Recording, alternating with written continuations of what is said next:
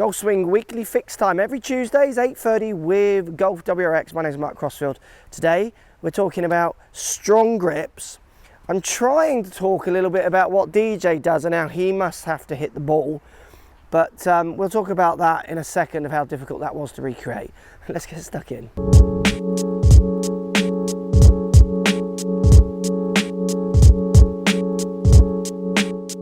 So I'm going to hit a shot. I'm using my MySwing 3D motion capture system, and I'm going to go for 4 knuckles, so very strong left hand and right hand grip.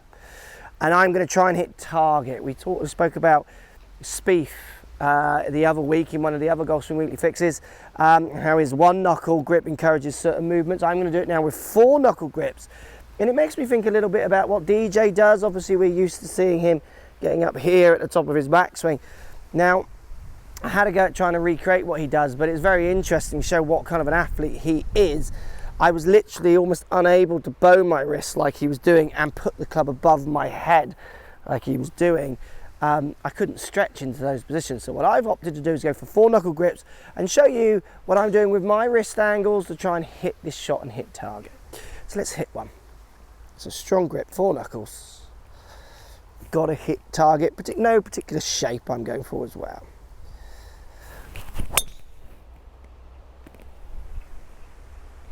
Bad, slightly up the left, but that's still hitting left side of fairway. I would take that one all day. Let's show you exactly what was going on with how I use my wrist and make sure I delivered that club to target, and show you maybe how perfect grips aren't as important as you think.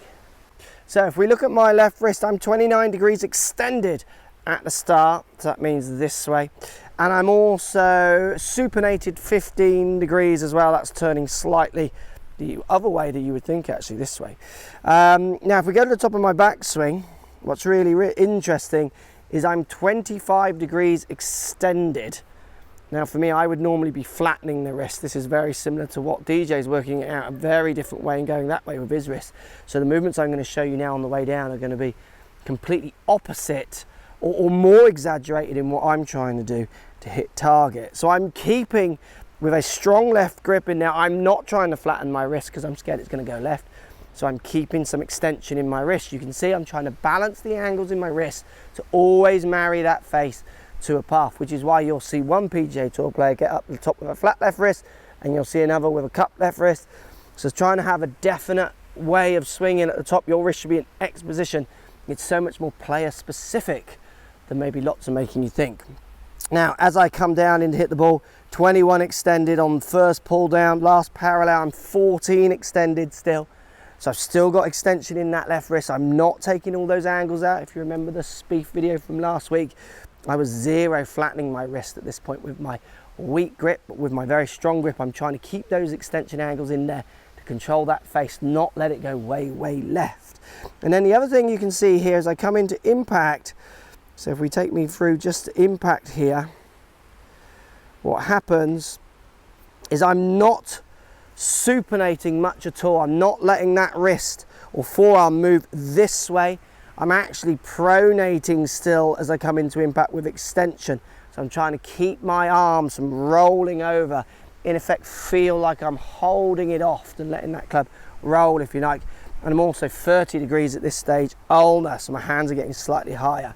I'm doing everything I can in my wrist angles to make sure that face is not turning left. So I'm not letting that wrist come this way. I'm not letting my forearm roll over.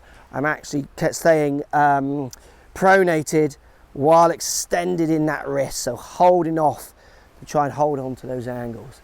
It just shows to me when you give players some different angles to start with, how much they can work it out if you give them enough go. And you need to apply this to your game a little bit more as well. I see so many students out there trying to achieve that perfect grip. Now, if you're someone who wants to hit the ball with a lot of pronation, so you want your arm to naturally move this way, you're going to need a very different grip to the next person who wants to hit the ball with not so much, supination, I should say, I got that the wrong way around. If I want to hit with lots of supination, so thumb going towards target, loads, rotating this wrist this way, that's going to be very different to the other next person who wants to come along and not use that movement, wants to hold on to their pronation for a lot longer. Give you an example, good one, cricket players here in the UK who tend to want to hit the ball very much this way. they might need a slightly changed grip and ideas in how they use their wrist. There's someone else maybe who starts with a weaker grip and is happy to let everything roll over. Get your grips functional if you want to hit target. There's no set rules, as much as media and other people maybe try to tell you there is. Make it as functional as you can and you'll get the best out of the player. Follow me on Twitter, Facebook, Instagram, Snapchat, Periscope, all the normal social places.